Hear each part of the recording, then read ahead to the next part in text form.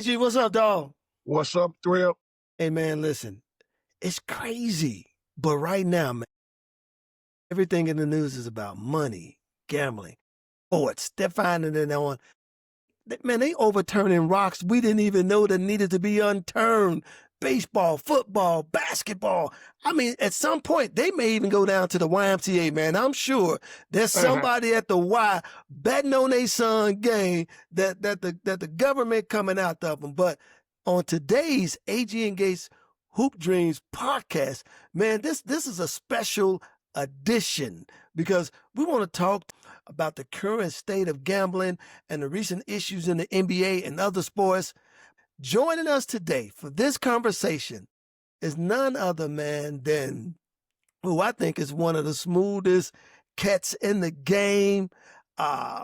He's an industry trendsetter, an industry executive, TV personality, and is currently a partner in the Full Court 21.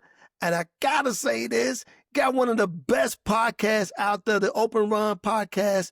We like to welcome to the show the one, the only. I love his name, Will Strickland. What's up, dog?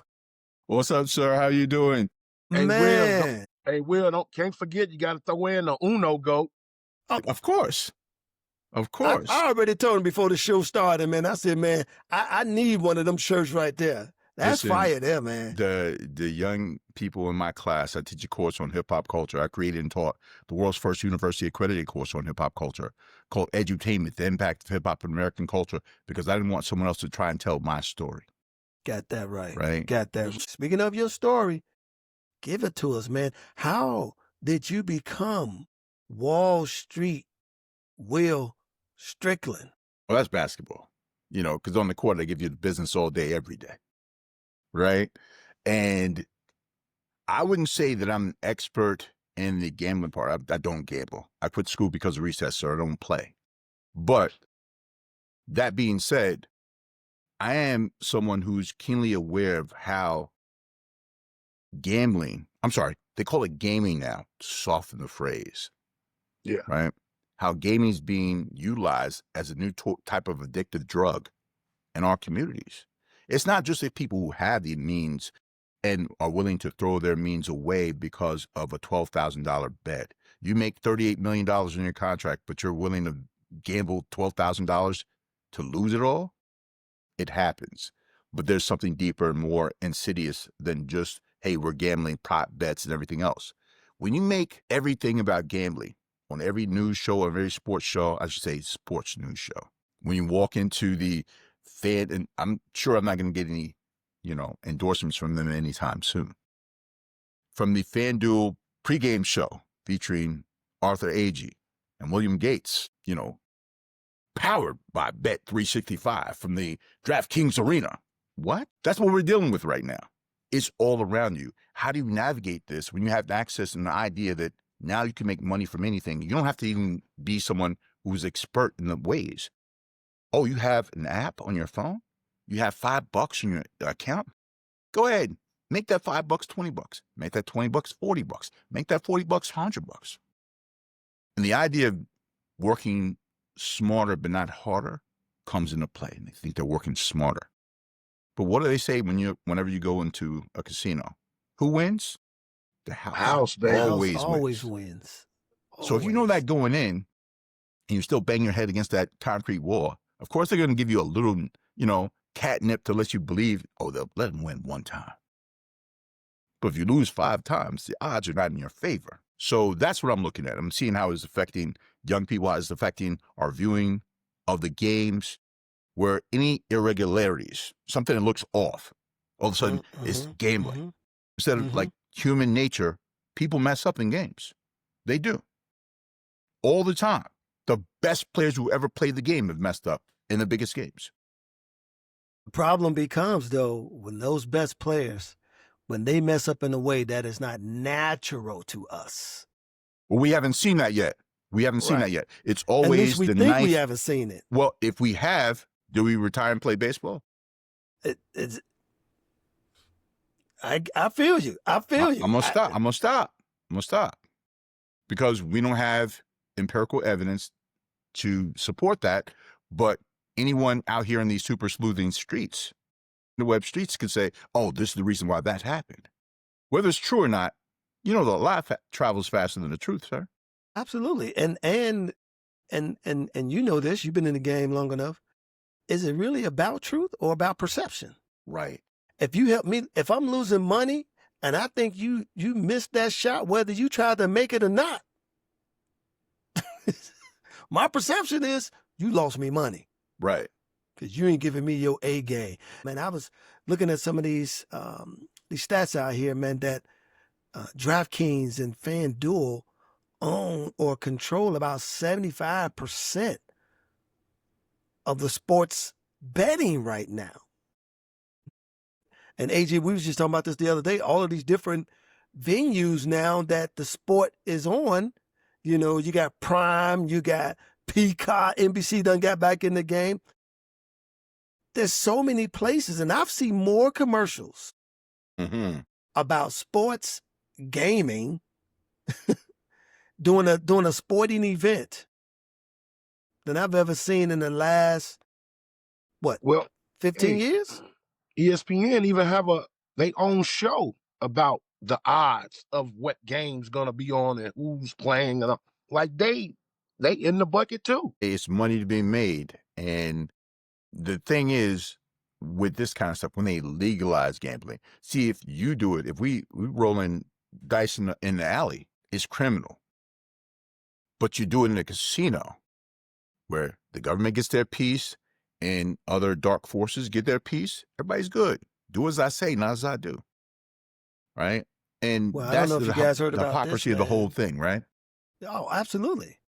I mean, but isn't that always been the case? 100%.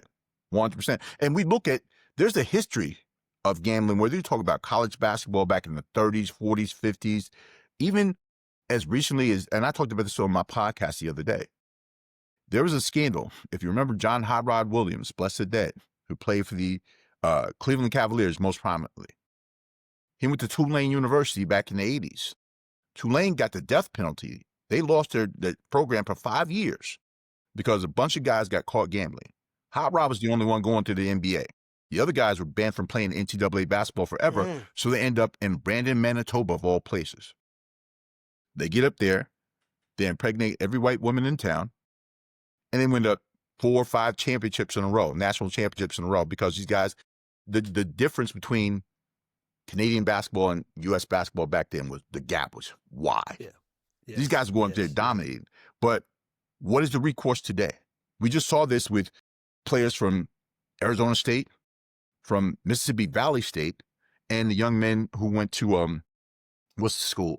University of New Orleans. Again, in the city of New Orleans, again with Tulane, and now University of New Orleans, who are, been caught prop betting and gambling against each other as teammates and stuff like that. So I don't know what the recourse is going to be for them. I'm sure they won't be able to play basketball anymore.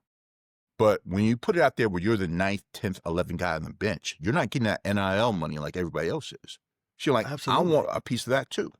Yeah, well, the collective ain't that much when you start going down the line. Right. But just the fact that they feel like they have access to it like everyone else, they should have access to it, right? And because you don't have that, you want to make sure you get yours too. And Michael Porter Jr., for what it's worth, I'm not a fan of how he elucidates a thought, if you want to call it that. But what he said was 100% true about, if you have a friend that you can't really educate, like you're not going to send them to school and get taught like that one guy who's a billionaire in the NBA. Try not to say his name because people get emotional. But if you tell your friends, all right, in the third quarter, I'm just going, my back, they already know my back is bad. I'm going to go out in the third quarter. Y'all bet on the under for my game. And they can make $40,000 and hit a lick like that. I don't have to pay them. I don't have to worry about putting them on my payroll, messing up my money, nothing. If you don't think that's happening in the NBA all the time, or any league at that matter, where guys get their big contracts, it happens. So I'm not just talking about the 9th, 10th, and 11th guys. I'm talking about the big guys who you have a whole community to feed. Agee, wasn't we just talking about this the other day? I said where if you are that top athlete and you got folks depending on you, you gonna let them know, hey, you might want to slide some money. Now, what I find is interesting is that they may have to educate them on how to place that bet. Right. But you want to be as far removed from that as possible. Absolutely. Because, Absolutely. I mean, you can't teach stupid either. Right. Some people are going to be super obvious about it. Like, let's all bet on the same game. So when they see, wait a minute, Michael Porter Jr. has been averaging 40. All of a sudden, his back goes out against the Washington Wizards. And they see $200,000 in bets on this particular game. Yeah, it's kind of obvious, my guy. So let me ask you this, man, because I think one of the things that all of this really comes down to is the integrity of the game. How do you? I don't know in any sport that you can, with the way that sports gaming, gambling is going, because even like now, NCAA has allowed student athletes as of November 1st, they can bet on pro sports games. I don't know how we can throw the term, or they can throw the term integrity out there and think that means something now. What do we do with that word? It's a buzzword, and it's only to stabilize the idea that sports are infallible. When you get on the playing field, either you can do a thing or you can't do it. You know how it goes. When you get on the court, you can look the part, but if you can't do it, you can't do it. That's it. That's level. The stuff around it, the accoutrement around the game, the things around the game that can be manipulated. Like, one referee can't control a total game. He can't control the outcome of the game. A coach can't do the same thing. Like, he can keep a guy off the floor, but you can't control the whole game. Anything can happen in basketball, baseball. We're seeing this everywhere. But the idea that the integrity of the game is being compromised, well, why didn't these sports stop in the 20s when baseball was going through it? Absolutely. When football was going through it in the 60s? Like, so again, it's boogeyman words to make you believe that somehow somebody's. So here's the best part about the integrity of the game. Oh, man, all those championships that blah, blah, blah won were rigged. But when your team won their championships, was it rigged then? And so you can't be fast and loose with the rules and not know what the rules are in the first place. You're making the rules up as you go along, not understanding the integrity of the game. The game is fine. Whatever the game is fine. Right. Basketball is in a great place right now. Absolutely. Men and women playing the game. Absolutely. In a great place. It's the things around it and the people around it that make it tough. When they say that money's the root of all evil, no, it's not money. It's the people who have it and how they utilize it or don't utilize it. Anybody get the SNAP benefits this week? Oh, okay. Well, they actually say it's the love of money. Well, how do you think most people who got a lot of money, they didn't love the money. They love being able to take from somebody else to have it and hoard it for themselves. Absolutely. Right? Absolutely. So it's harmful in that way.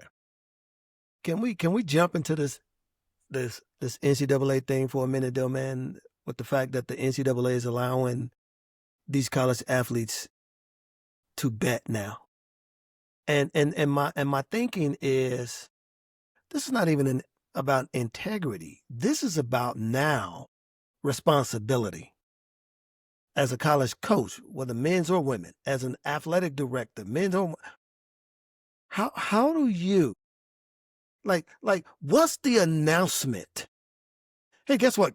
Y'all can go out there and the money that we're giving you, and you can go win. Like, you just told them. You just told them what it was. But what we didn't get in high school, we got home ec, wood shop, maybe auto shop. They didn't give us financial literacy and financial wellness for a reason. Okay? So nobody's teaching that responsibility early on. They're basically saying the NCAA is hanging on by a thread anyway. They couldn't control NIL. Yep. So if you can't beat them, join them. Join them. That's what this looks like to me. Yep. And the NCAA is holding on to the point where everything is for sale. Soul's for sale. The official ladder of March Madness. Everything is for sale. And if you're not aware of it, and I think that's what we have a short supply of, is awareness and self-awareness. Some people stay away from it like drugs. I'm like, okay, I'm not going to jeopardize what I've built through all my work to make one bet and get caught up in something that I didn't have anything to do with. I want to make some little money on the side. Okay, well, how much more money can you have? But when you live in a society that's based on more and more and more and not being satisfied with what you have. We live in a society where if I can take $10 and go put it on Prize Pick, and there's a possibility I can win $500, you might get 3 out of 5. And then you're like, man, okay, I won $250. I can add, $7.50 back and place another $10 bet. Yeah. Mm-hmm. You keep hearing this thing where they say, don't chase your losses. But in reality, folks are trying to chase their losses, because if you lose that money, now you're worse than you were. And now you're in this cycle where you're saying, man, the only way I may be able to get out of this is I got to bet again. So I guess my question for you is, man, particularly when it comes to these, whether it's high school athletes, more so college athletes, who bears this responsibility? Like, I can't even imagine if I'm a college coach and my student athlete comes in there and say, hey man, I'm $20,000 in the hole. I don't know what to do. Like, as a college coach, I wouldn't even know what to do with that. It's a tough call, but if a young person allows himself to get or herself to get in that situation, circumstance, what could you do? What is your real responsibility there? If the organizing body, if the sanctioning body says you can do it and it's up to you, your decision making is up to you, then you are ultimately responsible for that. I mean, we can nitpick and say the coaches are responsible, the parents are responsible, but at a certain point, you can't blame these people for the decisions you make. At the end of the day, the ultimate decision lays with that one person, that individual. I'm not blaming them, but I am saying this: they made a decision to allow it. Right. Okay. So, Will, if I put $100,000 in the ground and you knew it wasn't yours, but you came and picked it up anyway and kept it instead of giving it back or finding out whose it was, that's about decision making, no? I think everything comes down to your personal decision making. But you could be hungry with that 100,000 on the ground. But there are elements that can lead you to think differently that will change the course of your decision making. So if that door was never open, then there might not have been a door that I walked in. Or if I walked in that door, I know on the other end there's something that I could be risking. I'm saying with this door being open, the risk of losing the athletic scholarship is no longer, viable. Well, these young cats I call convenience a crutch today. Being able to access everything easily. And the idea that you can be not a doctor, lawyer, I mean, whatever. You could be a welder, a plumber, whatever. But the most important thing that young people want to do, and again, I don't want to be the old dude, get off my lawn, but when the number one occupation that these young people talk about having is being an influencer, because they can go online and do work less, make more, and they see one or two examples of that. That's why when they talk about you can do it yourself, you can pull yourself up, they'll pull out old images of people who have, quote unquote, done it. But most of the people who don't look like you who have done it, you never see them. You don't see them parading them out and saying, look what Oprah did. Look. They're not doing that. Right? So when you have this idea of aspiration based on a gamble instead of doing the work, because you don't feel like, it takes too long. Well, you don't know how much time you have to do the work you don't want to do. So you're like, I'm going to get it right now. I need to get it right now. Cool. If that is your mentality, go get it. But at what cost? To you, to people around you. I think it's heavy costs out there. I mean, especially when you look at, again, because all of the other implications that go into sports gaming right now. Let's take, for example, man, we've been hearing a lot of, especially pro athletes and even college, more so even more college athletes now, talking about, the verbal abuse they take, the online abuse that they're getting. I mean, they're like, hey man, I need you to get 2 more points. Right. I mean, there's elements that I think just, again, a college athlete, like, I just want to hoop. Right. But now I'm out here and I got this joker, 3 rows behind me, yelling at the coach, put him back in the game. Right. You know what I'm saying? Like, I guess my question is, man, have we crossed the line where it used to be about the sport that is no longer about the sport anymore? It's habitual line stepping, sir. Habitual. Right. And it's always existed, except for the fact that now we have it public and out front now. Before, you couldn't see an MGM Grand Bet Casino on TV, put that on you didn't see that. Now it's like, okay, let's call it what it is. We know what we've been doing since time immemorial. So think about this. I'm going to use Chauncey Billups as an example, who has the biggest name in this whole thing as far as the scandal that's going on right now. Because if it was about Damon Jones, we wouldn't hear nothing. If it was Damon Jones, we barely hear about it with Terry Rozier or Malik Beasley, who everyone owes an apology to, right? We barely hear that. But Chauncey Billups is a Hall of Famer, a champion, all this other stuff. So he can draw people to the table. The issue is, if he was doing it at the MGM Grand, we wouldn't know anything about it. But somebody at the casino was like, wait a minute, we're missing out on our money. And you're missing out on your money because they're doing this in somebody's house instead of at the casino where we like the whales. And they're pulling our whales from the casino to those houses because his name is Chauncey Billups. Oh, no, call 12. Mm-hmm. Interesting. Call 12. Because do as I say, not as I do. Again, so the real issue with that is not that Chauncey Billups is dirty or whatever, but that's the perception. You pull out the director of the FBI, not the ADA, not the Southern District, not the deputy director, none of that. You bring out the director of the FBI for a press conference on Chauncey Billups. You name 34 people you've indicted that are coming from all these mob families, these historic mob families. Show me one Italian face you saw on TV, L8. It's funny that you say that because that was going to be my next question. Why did they parade these guys out there? Now I get the underlying component of it. It's up front. I don't believe it's underlined. To me, it's very evident.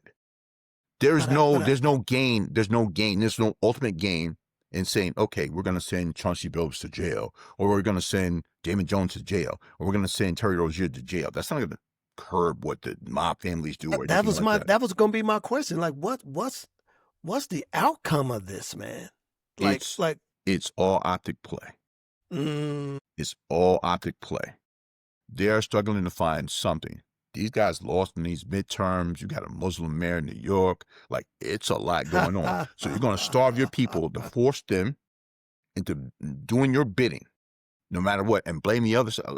It's whether we believe this is connected or not, it's all in there. Why is the FBI involved? They called Adam Silver down on October 31st to speak to Congress. You mean the ones that are locked out of work right now with the shutdown? Right. Make it make sense, my guy. Right. I have a problem. I have a disease, gentlemen. I do. I'm more of a disorder, right? It's called actual facts syndrome. Not a lot of people can catch it, right? I deal with the actual facts of the matter. I don't deal with like the salacious part and all this stuff. I'm like, well, why did they call this guy to do this? This seems like pretty big for him to come out. It's not like they caught all these mob guys who was taking all this crypto. Didn't they just give a pardon to some crypto guy recently? They did. Were they chasing Chauncey Billups? Really? They're chasing Damon Jones? The criminal mastermind that is Terry Rozier? Stop. Everything is under attack, and that's a whole nother conversation altogether. But to talk about how the casino didn't make their money, so the government wasn't going to give their money, and they're like, hey, guess what? Look what they're doing. Who did it? Him. Him said we can't have no milk and cookies. So they had to call him. Damon Jones, he called because so much deeper though, man. It just seemed like it's so much deeper because in my mind, I mean, unless stuff has changed, but I'm thinking like, man, when you start dealing with the mafia, the mob, that's a whole, you know we have this thing called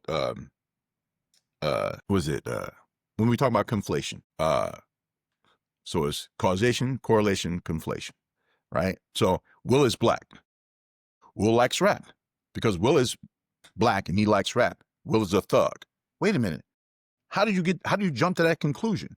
As soon as you say Chauncey Billups and the mob, or you say Usain Bolt and steroid-like quality, you don't hear like in it, you hear steroid. So Absolutely. again, the optics and how you create a narrative around people and around a thing, around a group of people, or around an organization as historically stood up to a bully in the White House, right?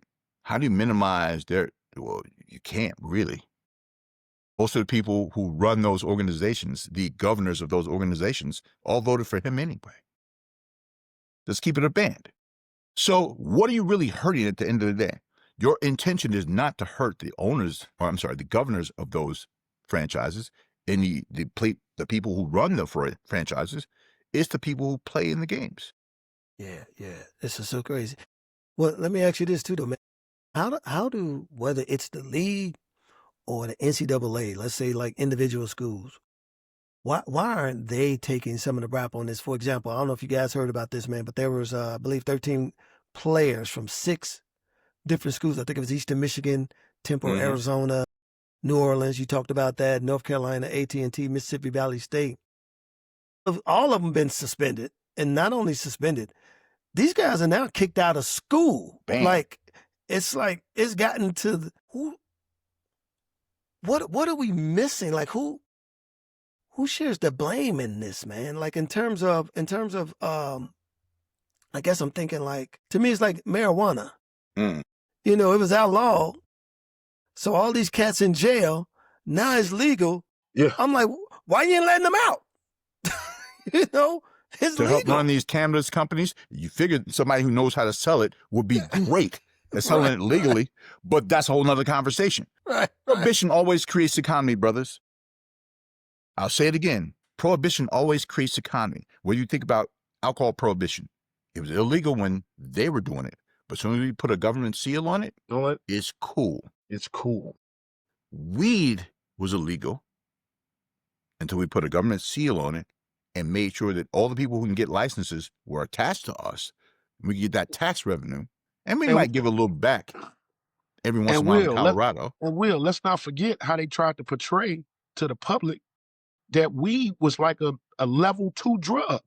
It was more better. It will fuck you up if more than cocaine or anything else. Well, again, that's where the boogeyman part comes in.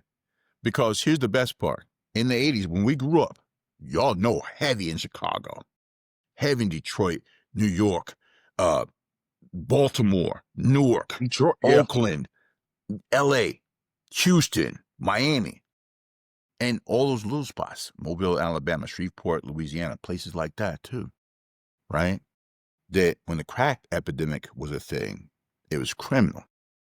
But now we have the opioid epidemic, and now it's a healthcare issue because it's going outside of certain areas. This is no different. When people say America's broken, no, it's not. It's operating exactly as it was designed to operate. Yep.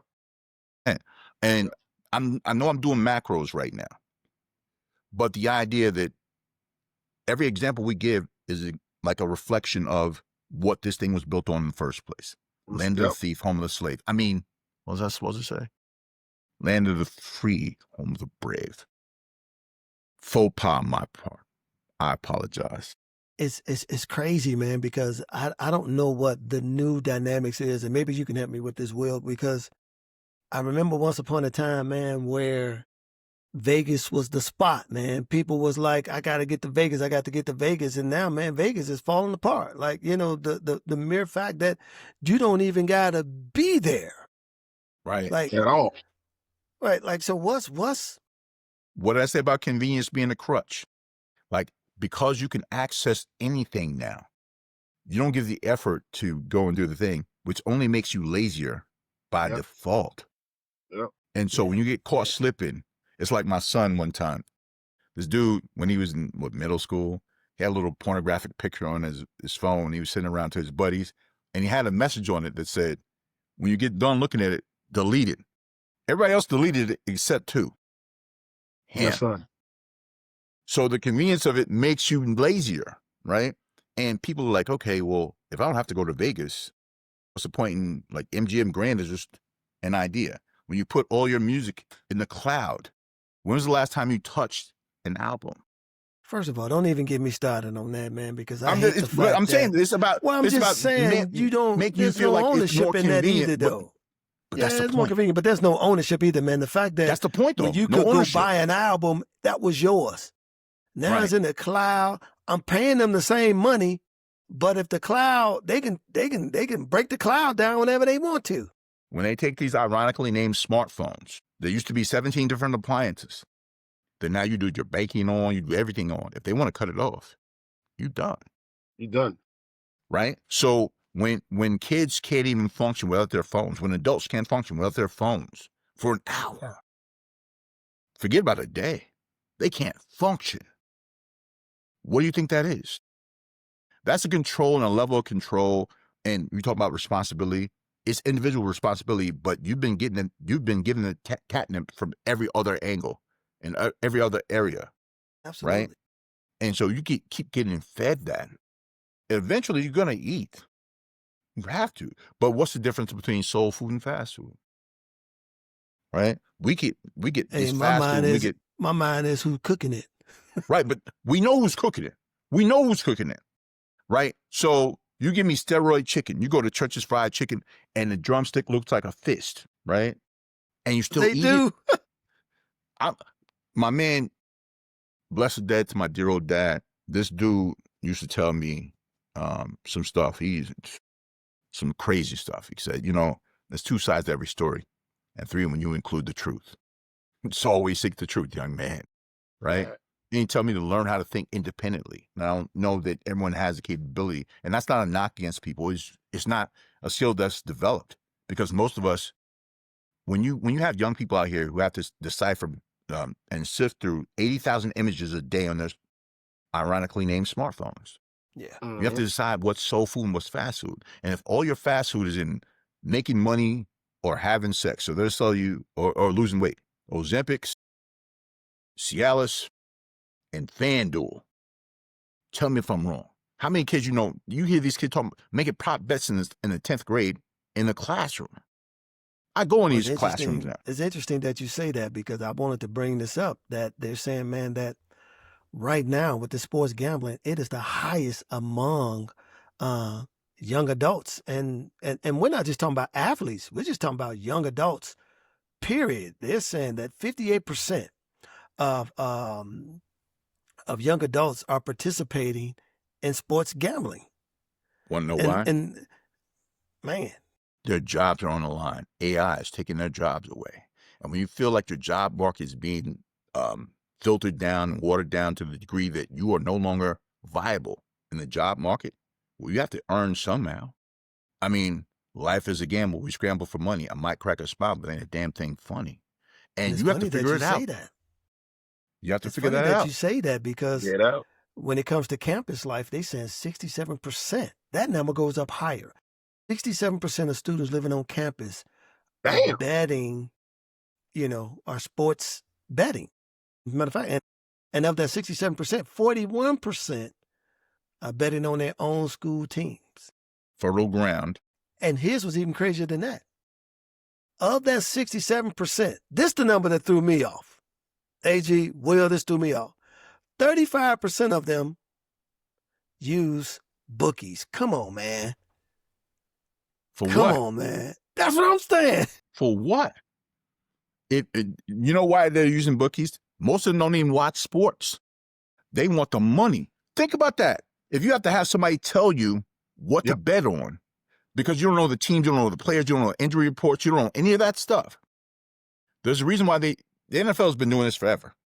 They've been putting out injury reports before the game since time immemorial. Now with the NHL, they do it too, but they don't tell you what injury it is. Like lower body injury, upper body injury. You don't know what it is. You have a cold. They'll call it. You don't know. My favorite one is the oh, there's a respiratory issue. What is that? Well, I got a cough or sneeze. But the fact that it's so prevalent, put it like this. The old drug when we went to school, when you went to Marquette, well, when you went to Arkansas State, to us, we walked in the student center as a freshman. What was the first thing you saw? A bunch of tables of credit card companies. You came from a place where you didn't have no credit. But here, we want to put you down. It's free money. You sign up for a little $500 Discover card, and you go out, you feel like you're the man on campus. Yeah, I'm buy this, buy that. And you miss a payment. And that 0.9 APR bounces to 22.9 immediately. And you don't understand what that is because you never got financial wellness. You didn't understand the responsibility of money, the value of a dollar. My grandmother, blessed dead, had a 3rd grade education, but her intellect of curb, her street knowledge, A1 since day one. Told me, treat your life like a nickel. How would you spend it? I'm like thinking about that. And everything I do, how do I spend this? What do I give my energy to? If you get your energy to, I don't want to work hard, even though I'm on a campus where I pay money to go to school. Not all of them are scholarship athletes who are betting, okay? It's regular students who paid a bunch of money, daddy's trust fund money, whatever it is, to go to school. I don't really want to work like they did. I'm not going to be a Nepo baby. I'm not going to be able to benefit from that. So how do I earn with a shrinking job market, unemployment at all-time high? What do we do? I need to earn money. Oh, cryptocurrency. You mean money you can't touch, cloud somewhere? Again, the idea that you get sold on the notion of the promise of a thing as opposed to the actual physical thing. And if I'm moonwalking in the past about I like cash in my pocket. I like to touch the money. I spend money. If I use my credit card, I pay it off immediately. If I buy something for a quarter, I pay it off immediately. When the credit card company calls me and says, oh, we want to decrease your credit limit. I said, why? Because you're not making money off of me? So I say all that to talk about financial wellness. And when I say wellness, it's not about being literate. It's about how do you stay responsible in your space? I know I got $10. I can gamble that, or I can get some groceries. That probably 2 things at the grocery store for $10 because it costs so much. Or maybe I can grow some seeds and grow some mushrooms in my house and start eating less meat, whatever it is, right? But it's about decision making at the end of the day, and you're given all this stimulus, right? Well, let me ask you this then. Speaking of all that, then why, if folks are going to be sports gaming and just about every site you go on, they're trying to teach you, they're trying to educate you on how to do it. As a matter of fact, man, I was on ESPN earlier. PN, man, they're giving you a glossary of terms. I was just a tutorial. How to spend No your study money. hall. No study hall. Go straight to it, man. It's like, and I'm saying if it's becoming, let's just say this is just the next wave of where our society is going, then why do you think that people are not fully educating themselves on this then?